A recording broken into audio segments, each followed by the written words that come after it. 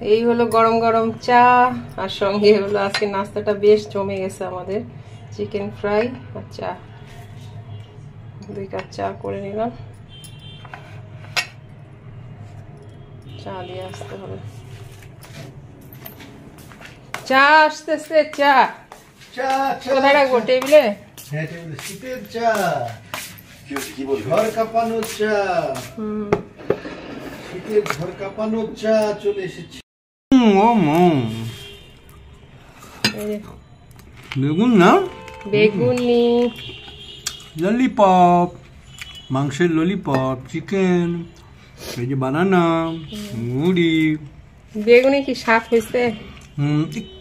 একটু লবণটা ঠিক আছে না, ঠিক আছে, লবণ একটু বেশি হয়েছে।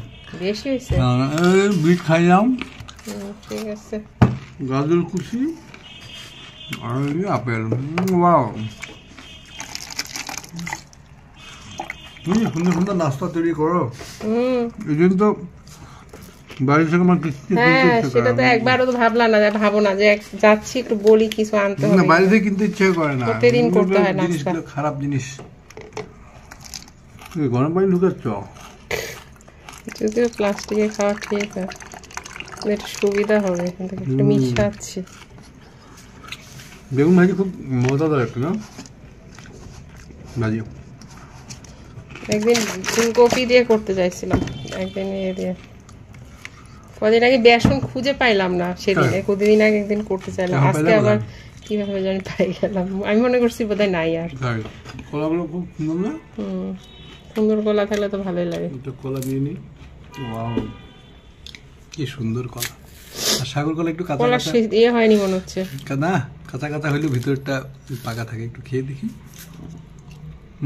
ঠিক আছে। ওয়াও, এদের মিষ্টিটা একটু কম থাকে, খাওয়া যায়। বেগুনি করব, সেজন্য এখানে একটা ব্যাটারটা তৈরি করে নিচ্ছি। যা যা লাগে সেগুলো সবকিছু দিয়ে, একটু কালো জিরা দিলে ভালো লাগে খেতে, ওই জন্য কালো জিরাও দিচ্ছি।